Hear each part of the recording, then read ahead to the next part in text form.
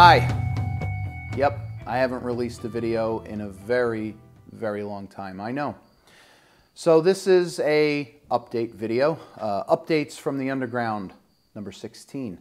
I wanted to tell you about what's been going on, what's going to be going on, and you know, a little apology, my apology tour, that I haven't been releasing anything regularly.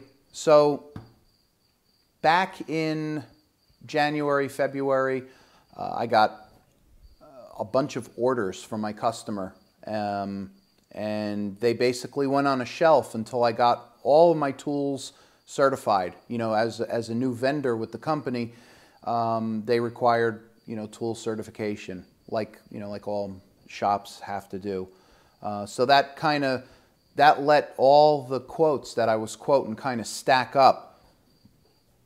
And then while that was going on, I got the South Bend lathe, and I did that. I got the Hardened lathe, and again bought the Hardened for the work that's I've been doing. So I got a lot of lathe work. I got a bunch of prototyping work to do. These are actual bone presses that press dovetail bone together for the donor tissue industry. Just overwhelmed with a lot of work. Just been really, really busy. I did manage to get out to see John Saunders' open house, which was a great event. It was great to see everybody there. I'll be going to the Summer Bash. I'm excited about that. This will be the 3rd annual Barrie Industrial Summer Bash. And I'll be, I think I'm going to be co-hosting with Dale on the microphone. I've donated a nice raffle prize that, you know, you'll see and hear about when I get there. So, you know, I wanted Maple Lane to do a little bit of sponsorship for the Bash because I think it's a great event, and I wanted to contribute, you know, to a great cause. Let's see. At the Bash, I plan on doing the little clinic, the little talk that I did at John's open house, the methods and madness to machine restoration and reconditioning. Yeah, I was nervous when I did it, but I got a good crowd and I got a good reception, so I figured why not? You know, it's a good little thing to talk about. So I'll be doing that there, you know, followed by a little Q&A. So let's see, what else can I talk about? My new logo. I worked with the great Quin Barrie. A little backstory about the logo. I love the logo. The logo, my old logo. It's a great looking logo. The circle with the banner. Problem is there is 1,000,001 logos that are designed like that, and that was always something that bothered me. It was always kind of just like scratching at me. And I wanted to update it. You know, I wanted something that looked a little bit more modern, but retained a little bit of the old look. And I designed this thing on paper, you know, little slants with the thing. Handed it over to Quin. I reached out to Quin and we were talking. Quin is, if you don't know who Quin Barrie is, go visit him at quinbarrie.com. I'll put his link in the description. He's a graphic artist, real cool guy, lives up in Canada. We got on the phone and we talked, God, I think almost 2 hours, maybe 2.5 hours. You know, like minds, you know, you just, but he's a really great guy, and he's super talented. He does a lot of the graphic work for a lot of us here in the machining community. So I just, you know, I wanted to, you know, reach out to the professionals. Sometimes, you know, you gotta delegate the work to somebody who can really bring your idea to life, and Quin never ceases to amaze me, and he definitely has not let me down. I love the logo. I put it on Facebook, and I think of all the comments that I got, probably 80% of them were negative. I was kind of crushed. I was like, what is this? People were saying it looked like the Craftsman logo, and absolutely it does. The outer shape looks exactly like the Craftsman logo, But the same could be said for any square logo, triangular, or circle logo. Well, it's the same outer shape. The fonts are different, the colors are different. But at the end of the day, I like it. It's a lock. I'm going with it. And, you know, I got some stickers that I'm currently right now waiting to have shipped here so I could bring them out to the bash. And again, on the sticker front, so many people have sent me stickers. Chuck Bomarito sent me stickers. Thank you, Chuck. John Creasy from England.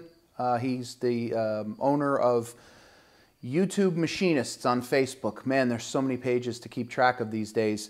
He sent me stickers, and so many other people have sent me stickers. And I know that I've promised people stickers, saying that I'm going to send them out. And I am going to make the best effort possible to make good on that. I don't want to you know, not exchange stickers. It's just something that's, you know, things just fall to the bottom, and you lose track of them with work. So anyway, the new logo's in place. I got shirts, new shirts that I'm going to be offering on T-Blaster with the old logo, with the new logo, and some stuff that Quin and I are working on.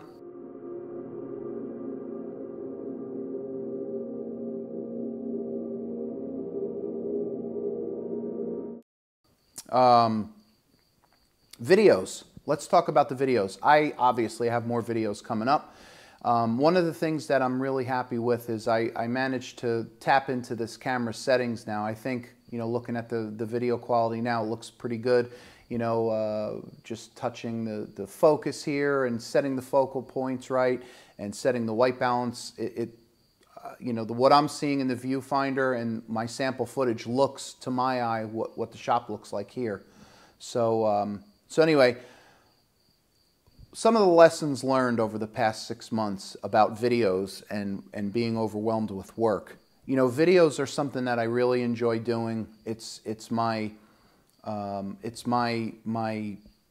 thing that I do to be a part of this community. You know, you make videos, you make these friendships, you know, you're part of these events and stuff.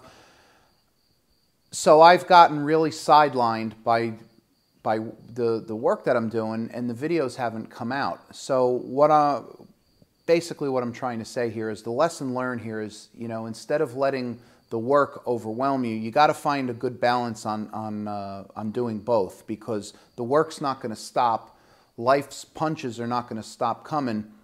You know, you can't just like duck and put everything else aside while you're fending off things. You got to learn to work it all together. And that's, at least for me, that's what I'm trying to say. So, you know, more videos are definitely on the way, you know, and they're in the works actually as we speak. So some of the upcoming videos that I have right now are an American rotary video. I got myself a rotary phase converter to run my Hardened lathe.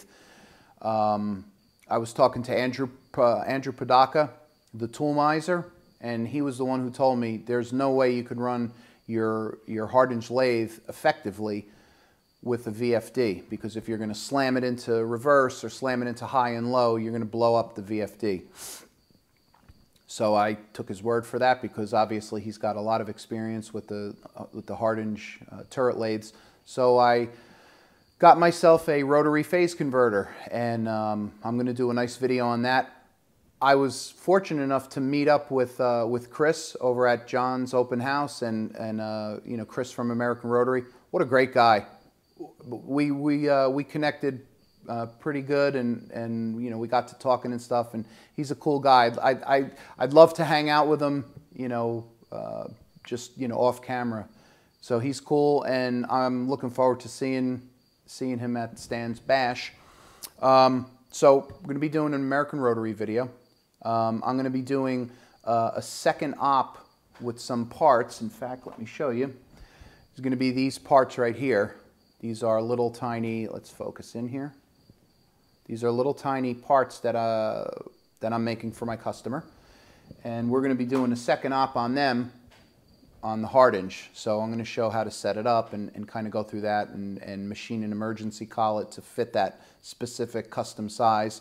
I'm going to do a Hardened turret lathe overview you know, showing the lathe, showing the tooling that I got, and it's something that I think I want to do a multiple part series on. One would be, you know, showing it in the tools, and the other would be actually setting up a job and kind of showing what it takes, because if you've never used a turret lathe before and you're proficient on a regular conventional lathe and you're thinking about getting a turret lathe, it's a night and day difference, and it was a big shock to me, and it was the cause of many nights of frustration, probably still more nights of frustration to come. But I'm going to do my best and try to put together a somewhat informational video for you know, people who are interested in getting a lathe like that.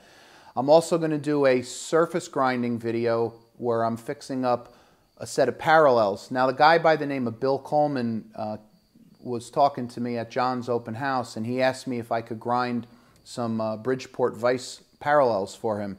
And, you know, Bill, if you're watching, I'm going to get to them. I think I'd mentioned that, you know, it would be a little bit of a while just due to the amount of work that's going on here. But I want to get to them because it really shouldn't take all that much time. And then I'm going to put together a video showing an event that I went to this past weekend called World War II Weekend. It's at the Reading Airport, and every, you know, like D-Day weekend, they put together this huge event where, you know, people are dressing up in period clothing. There's tanks and planes and just anything and everything mid-40s, you know, World War II era. It's fantastic. I think a lot of you guys will like the footage for that. And that's about it. I'm also playing in a new band. I've joined a band. You know, a lot of you guys know that I play guitar and I record. So I've joined a band called The Secret System, and it's hard rock. You know, maybe some harder rock, classic rock, some heavier music. There's a channel on YouTube called The Secret System. So if you want to check out what the music's like, go over there and give it a view or give it a like or a thumbs up. And we're going to be, actually, me and the singer, another guitar player, we're going to be probably going to do some videos on that channel diving into the music aspects, some of the things that I featured on this channel, you know, recording techniques and, you know, some gear reviews and different things like that, songwriting, all that kind of stuff. Anything and everything related to music and being in a band and writing songs and stuff. You know, give it a like, give it a subscription, and you could see me babble on about musical stuff. All right, I'm gonna let you guys take a look at some of the parts that I'm working on. I'm actually working on 3 prototype bone presses that I've been showing some pictures on Facebook. I'll let you take a look at some of those parts that are coming along. All right, so here's some of the parts for the bone presses. These are, so everything is in groups of 3, obviously, because I'm making 3 of them. And a lot of this is rough, you know, rough turned and rough milled, or unfinished, I should say, you know, in stages. So I did all 3 of these on the south bend. These are going to be the handles, right? And they're going to kind of sit over here. So we're going to be milling these flat, putting a radius, drilling a hole, that sort of thing. Over here, these are the 3 bases. These are like, they'll be cut into an L type of a shape and sit here. And they're going to be what holds the handles. And then here is this is like the stop where they're going to put pieces of the bone here or something. I'm not really quite sure exactly how it's going to be used. And this is the plunger. And this is the adjustment arm. So anyway, you know, just been doing a lot of milling and turning, and this is all 17-4 stainless steel. Got a nice finish on it. I got a shell mill. Me and Stan did a little bit of horse trading, and he got my Herman Schmidt vise, and I got a bunch of tooling, namely some shell mills with some inserts and some other goodies. One of the other pieces that's going to go for the presses is going to be some of this peak that I got to cut into little spacers, bushings actually. And then these guys right here is this piece.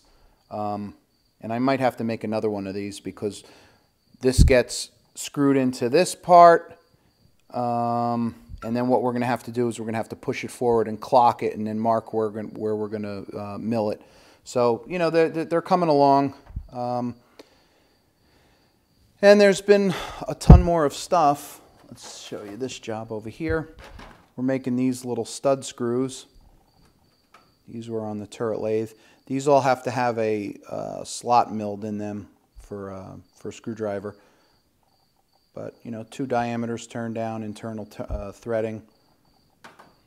And other than that, that'll be it for now. I'll see you guys all at the bash. I'm looking forward to seeing everybody and shaking some hands and hanging out and eating. I'm really looking forward to Dave's famous barbecue. That's really the secret. So, you know, me and I'm bringing my 2 kids. We'll all see you there. And until then, thank you, and we'll see you on the next one.